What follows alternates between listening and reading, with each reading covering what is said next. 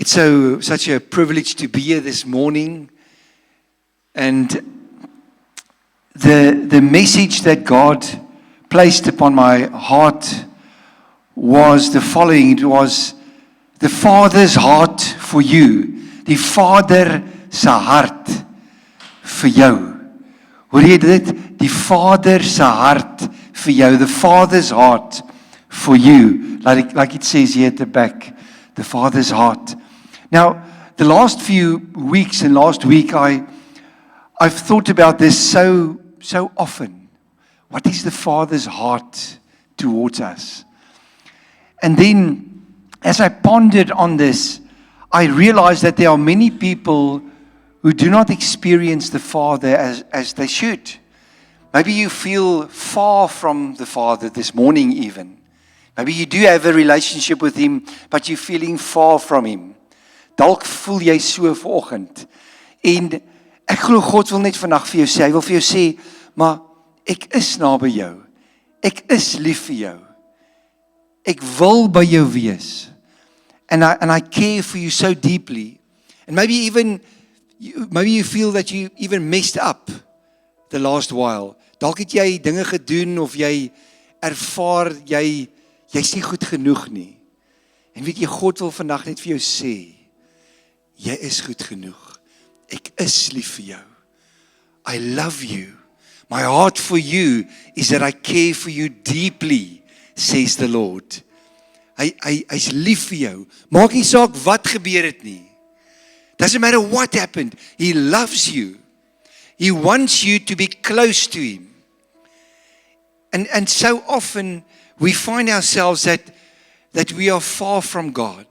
And the enemy, the father of lies, he's the father of lies, the enemy, the devil, Satan.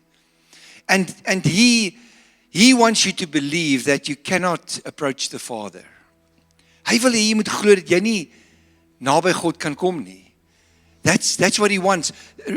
John 10 verse 10 says that the enemy came to kill, steal, and destroy. He wants to keep you away from the Father.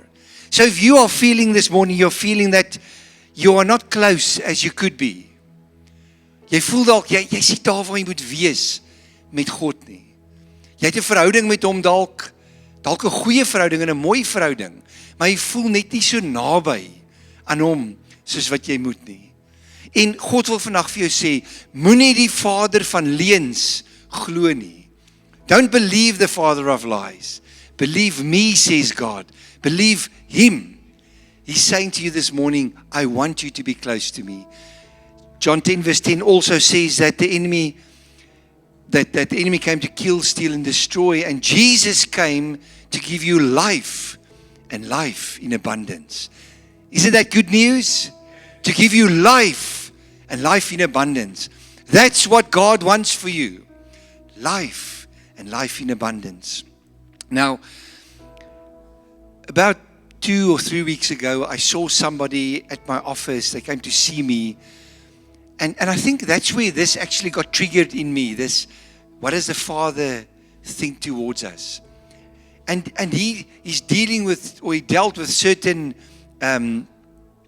sekere dinge wat hy moet stop, addictions. He's dealing with that and he's struggling. And he came to see me and he just shared with me what he's struggling with. And as we spoke and as I listened, and then the conversation went into another direction and he started to share about his childhood. And he said to me, David, I'm struggling to connect with God the Father. I'm struggling to experience God. And he shared to me, he said, I've preached at my church. I've ministered, I've served on high levels, but I struggle to connect with the Father. And as we spoke, he shared with me and he said, he's reminded now, while we're speaking, of an instance when he was about 6 or 7 years old. And he said to me, I remember it now, David, and he said that when he was about 6 or 7 years old, his father was very strict. And he remembers this one occasion when they went on holiday. And his father still had to work. And he would join them in a day or two. And they went to this family on holiday. He went with his mom and his siblings. And they went there. And they had a nice time there. And then about a day or two later, his father arrived. Now he was about 6 or 7 years old. And he said to me that his father was still his hero, although he was very strict. And he said, when he heard his father's car come in, and he said he heard him and he got so excited. He wanted to see his daddy, his father. And he said to me, David, I remember so vividly. I ran outside and the family came outside and I ran ahead of them. And I wanted to just jump into my dad's arms. I just wanted to feel his arms around me. I missed him so much. And he said to me, David, my dad lifted his leg up and he pushed me away with his foot. And he said, no, we don't do it that way. And he said in that moment he was broken. His dad did not want to embrace him. Not in front of the other people. He said, no. And he said he just turned around and he cried and he went to a room there. And he broke him as a man, as a boy. And he's now in his late 50s. And he said to me, I have forgiven my father. And he's passed on. But it got stuck here in my mind and in my spirit. And I just felt while he was sharing this to me, the tears just filled my eyes and his eyes. And I realized that now I understand why he was struggling to experience our Heavenly Father. He did not have the right example. And that was his hindrance for so many years. And I said to him, you know what? That's not God the Father. God wants you to run into his arms. He wants you to come and he wants to love you. He's standing there with his arms wide open. And he wants to say to you today, and I can't mention his name now, but I said to him that I just see God saying, come into my arms. And that's like when we read the Bible and we see Jesus, how he embraced the children. And that vision just came up in my spirit as I was speaking to him. I saw Jesus when the disciples stopped the children and the disciples said, no, wait, stay away. Jesus said, no, let them come to me. Let them come to me. And then they came and they ran into his arms. And that is how the Father feels about you. He wants you and me to run into his arms. And now another story, and I have shared this at a sermon a long time ago. Maybe you've heard this as well. Billy Graham's daughter spoke of an instance in her life where she had to, or she wanted to get married, and she wanted to marry this man. It would have been, or it was a second marriage. And her father, the well-known evangelist Billy Graham, and her mum said, Billy Graham's wife said, we don't agree with this. We don't think it's a good idea. We don't think this man is good for you. And what happened was she went ahead and she said, I'm going to marry this man. And it wasn't even a few hours later, after the wedding, she realized she made the mistake of her life. And for weeks she tried, and even months. I don't know how long it was. And then what happened was, she just couldn't any longer, and she realized her dad was right. Her mum was right. And now how would she approach this? She phoned her parents and she said, well, I think I made a mistake. And her mum said, just come home. And they stayed quite a distance away. It was about, I think, a day or 2 days drive.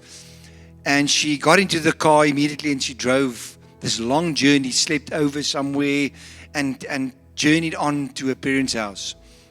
And the whole way she was thinking, how would my dad respond? Billy Graham, the evangelist. He warned me. What would he do?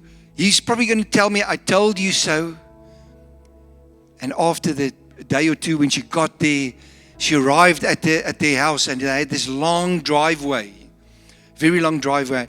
And she looked up, very tired now after the journey, and she looked up, and at the end of the drive, at the top there, close to the front door, she saw her father. And he was standing there at the top with his arms open. And she drove up to the top, got out of the car, and she just ran into his arms. And he just took her into his arms and didn't say a word. They just cried together. And that is the Father's heart for you and me. So if you are struggling today and you don't know what the Father's love means, I want to say to you that God loves you. He loves you. And He wants you to run into His arms again. Who is our God? Who is our God, the Father? First, He's a loving Father. He loves you. Hy's lief vir jou. John 3:16 says, God so loved the world that He gave His only begotten Son, that whoever believes in Him should not perish, but have everlasting life. He gave His Son for you and me. He wants you to run into His arms. Every day, He's there for you. And He wants you to experience Him in that loving way, because He is a loving Father. 1 John 3 verse 1 says, see what great love the Father has lavished on us, that we should be called children of God, and that is what we are. Look at that. It says here, the Father has lavished on us His great love. Lavish means to bestow or expend something in great, often excessive amounts. That's the Father's heart. Who is our Father? Who is God? That is who He is. Sorry, I just want to take off my jacket.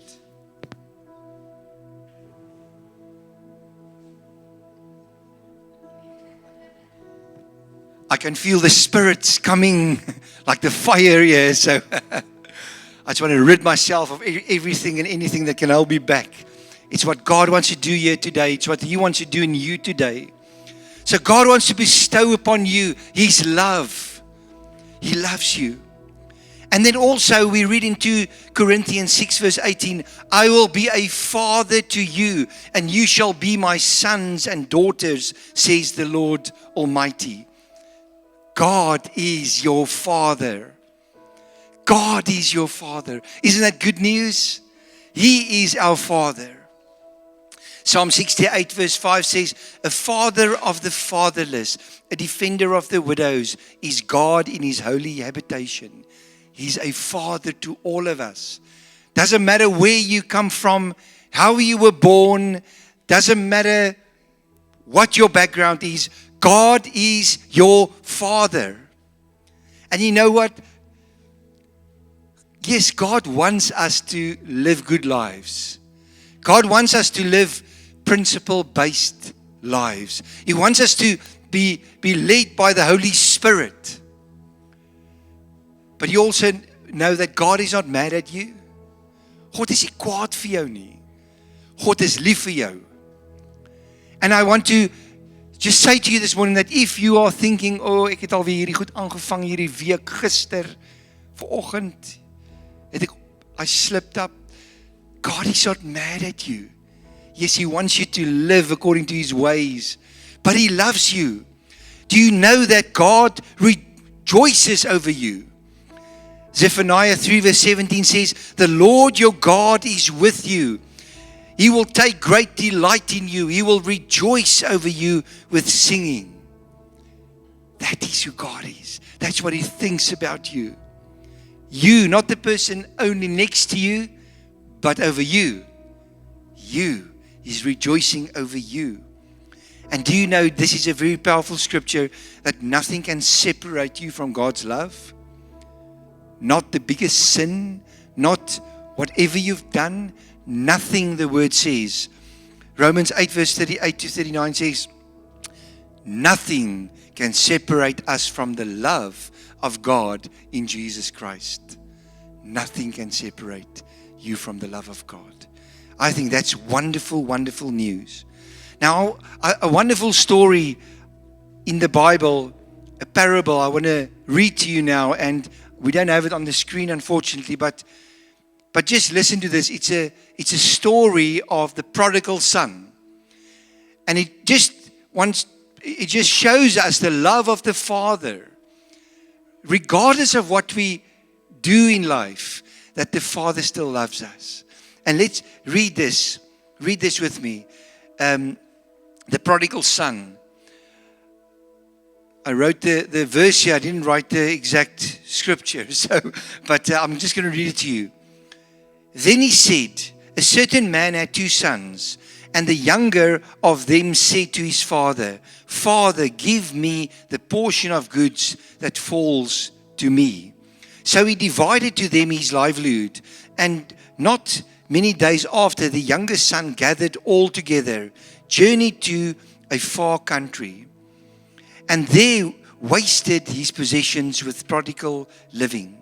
But when he had spent all, there arose a severe famine in that land, and he began to be in want. Then he went and joined himself to a citizen of the country, and he sent him into the fields to feed swine. And he would gladly have filled his stomach with the pods that the swine ate, and no one gave him anything.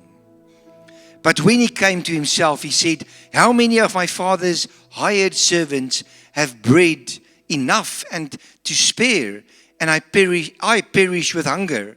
I will arise and go to my father, and I will say to him, Father, I have sinned against heaven and before you, and I'm no longer worthy to be called your son. Make me one of your hired servants. And he arose and came to his father. But when he was still a great way off, his father saw him and had compassion. He ran and fell on his neck and kissed him. And the son said to him, Father, I've sinned against heaven and in your sight, and no longer I'm worthy to be called your son. But the father said to his servants, bring out the best robe and put it on him, and put a ring on his hand and sandals on his feet, and bring the fatted calf there and kill it, and let us eat and be merry. For this my son was dead and is alive again, and he was lost and is found. And they began to be merry. And this is such a powerful story that can describe many of us. It surely described me when I went on my journey after I gave my life to God, and I followed my own heart, and I for about 7-8 years I was seeking God, but I drank too much, partied, did everything that I shouldn't have. And then God called me back. And I also felt, I don't feel good enough. And then I felt like this prodigal son. Maybe that's how you feel this morning. Maybe it's how you felt. Or perhaps you're sitting here and you're thinking, well, I do have a wonderful relationship with God, but I can be closer to God. And if I should ask that this morning, I know many of you will put up your hand and say, I need more of God. I want to be closer to God. I'm not as close as I should be with God. I should spend more time with Him. I'm not spending enough time. Ek spandeer nie genoeg tyd nie. God sê vandag vir jou. Hy sê vandag vir jou, kom net weer terug. Come back. Whether you have not given your life to Him, come and give your life to God. Perhaps you've given your life to Him, but He's saying to you, and you've drifted off a little bit, or you're not there where you should be. He wants to say to you, just come. Or maybe you're just sitting here this morning and you just feel that you just need more of God. And He wants to say to you this morning, just come. Kom. Ek wil jou vul met my Heilige Gees. Ek wil jou vul met my liefde. Ek wil jou vul met meer van my. That is the heart of the Father. And if you've doubted this, God wants to say to you this morning, this settles it. Do not worry about what happened. Bring it to me. Bring it na my toe, sê die Here. Give it to me. And how do you do this now? God is saying, my heart for you is that I want to give you more. I want to love you more. How do you get to that relationship again with the Father? That you can experience the more. Who wants more of God here? Ek wil meer van God hê. Do you want more of God? How do we do that? Firstly, I want to say to you this morning, and this is to some people here this morning, lean not on your own understanding. God wants to say to you, you've been overthinking for too long. Do you know how many people come and sit in front of me and in front of many other ministers and counselors, and they say, well, I've got a busy brain. I just can't figure it out. My relationship with God. I feel far away. We're not supposed to figure it out. The Lord says in Proverbs 3 verse 5 to 6, trust in the Lord with all of your heart. Lean not on your own understanding. Acknowledge Him in all of your ways, and He shall direct your paths. Lean not on your own understanding. I see many of you are maybe closer to my age, so who remembers the Karate Kid, the old one, Mr. Miyagi, Daniel's son, that it still comes up on the movie. Now, who can remember that part? And this is maybe not the best example, but maybe it is for somebody.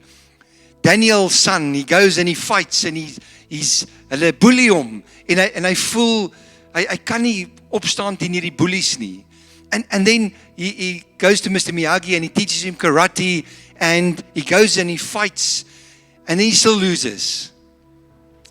And then Mr. Miyagi says to him, and I'm not going to try and make his voice, yes, Daniel-san. Okay, I did it. He says to him, less mind. Remember that? Less mind. And then Daniel's son goes into the ring again, and he beats up his opponent, and he wins, and he's victorious, and he wins the championship.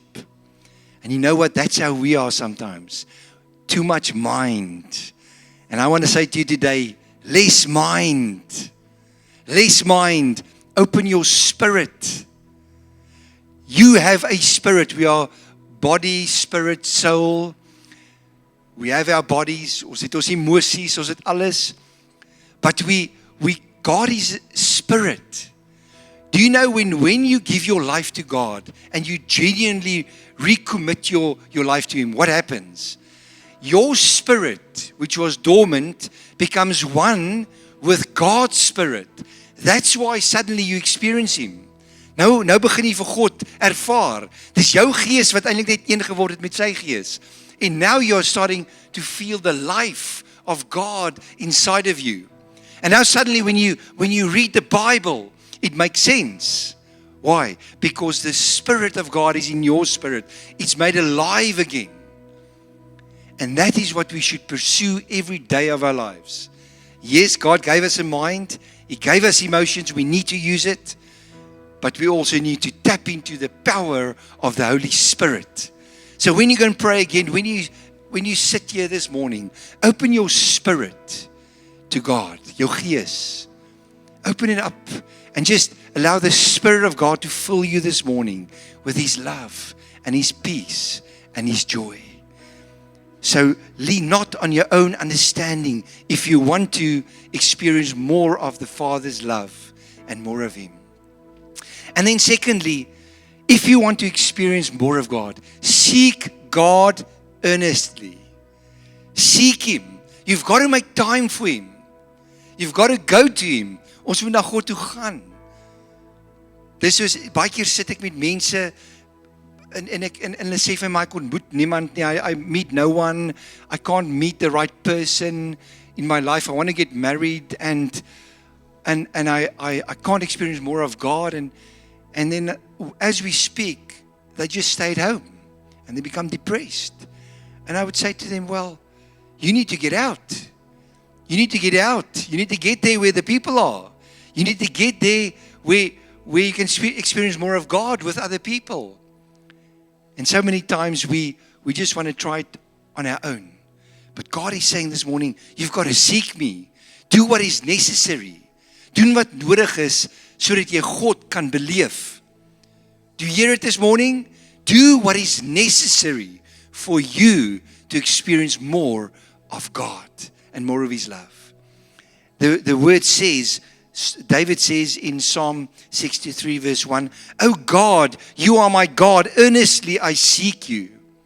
Earnestly I seek you. Jeremiah 29 verse 13, the prophet says, "You will seek me and find me, and when you seek me with all your heart." So we need to seek God with all of our heart. Then we will find Him. Dan sal jy God kry. So if we sit here this morning and we say, we cannot experience God. Firstly, are you overthinking? And secondly, are you seeking Him earnestly? Or are you seeking Him half-heartedly? Come to church. It's good to come to church. But sometimes you open the Bible. Some people say to me, and I'm not judging now, I don't have a Bible, I've got the app. But then when you open the app on the phone, you go to Facebook and you go here and there. I personally like the written copy of the Bible. It just cuts off everything. And sometimes we need to do that. We need to just cut off from social media and all these things and just go and sit there. You know where the places where I've experienced the Spirit of God the most in my life was at Masinga, and I still remember we were there on outreach, and I experienced the presence of God so powerfully there.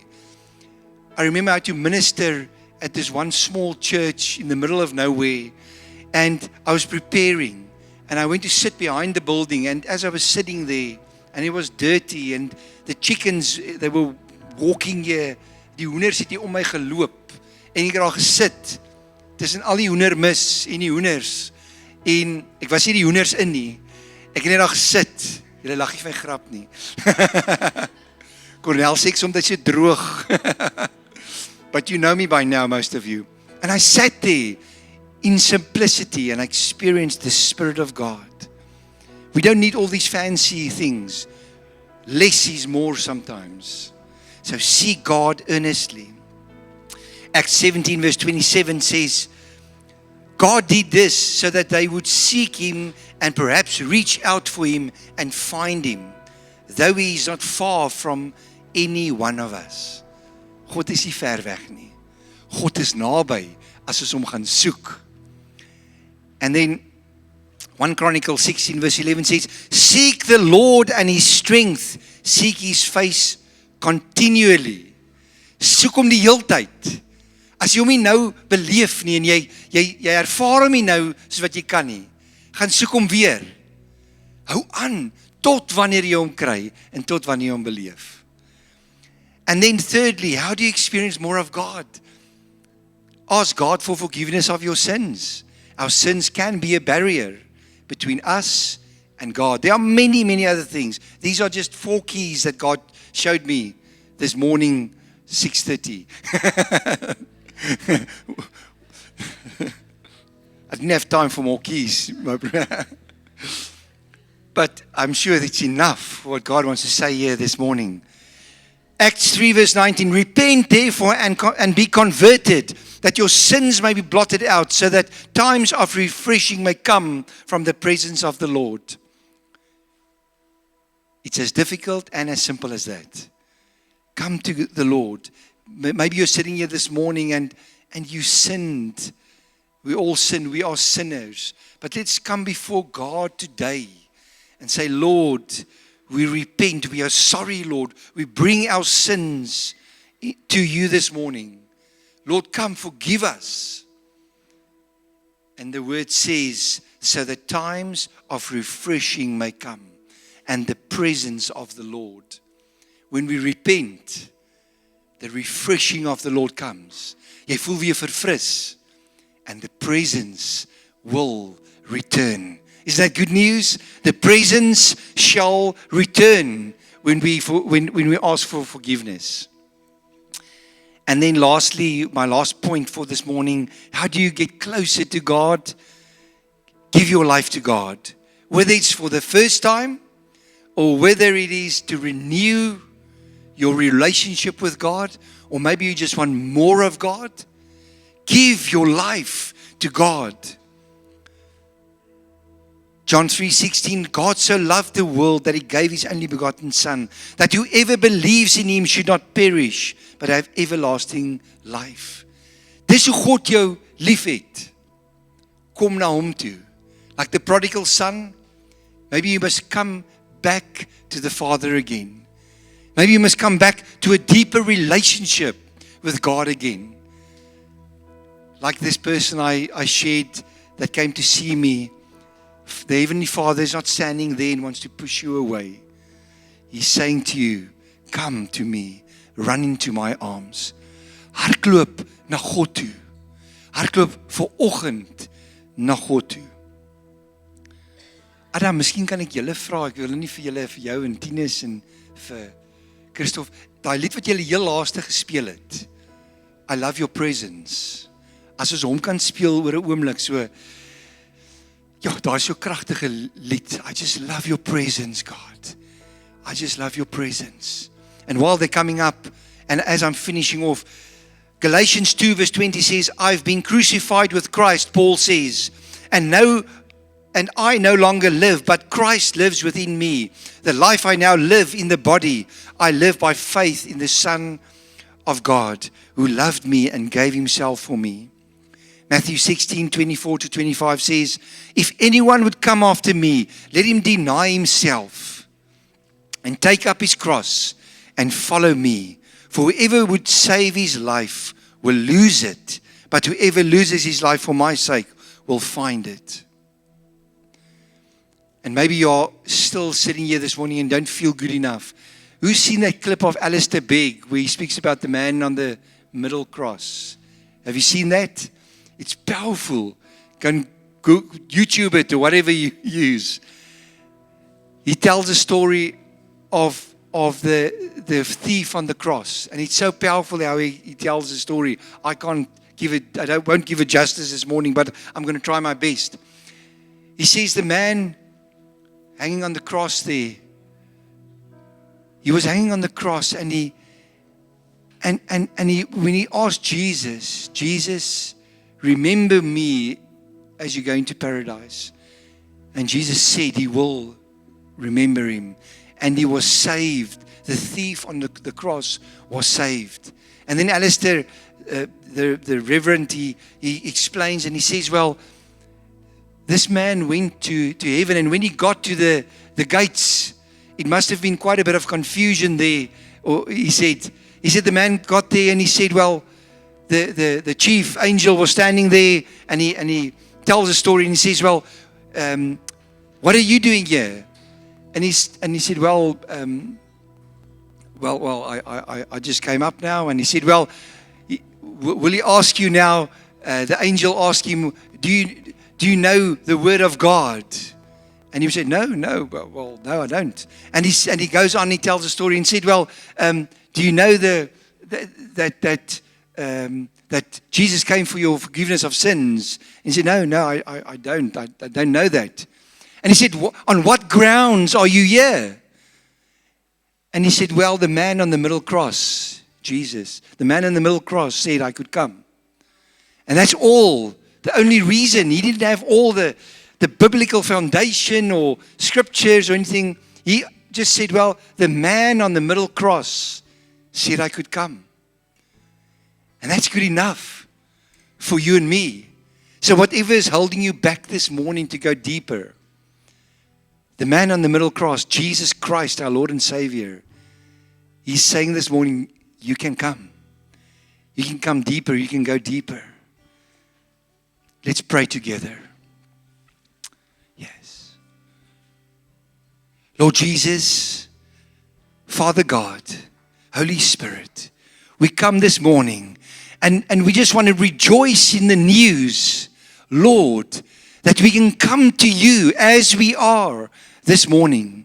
And Lord, thank you that you will never reject us as we approach your throne of grace and mercy. Lord, thank you that you will always stand with open arms, Lord. Thank you, Lord Jesus. Thank you, Father, that you stand and you're waiting for us to run into your arms. And Lord, we want to run into your arms this morning. Lord, we want more of you, more of your presence, more of your presence.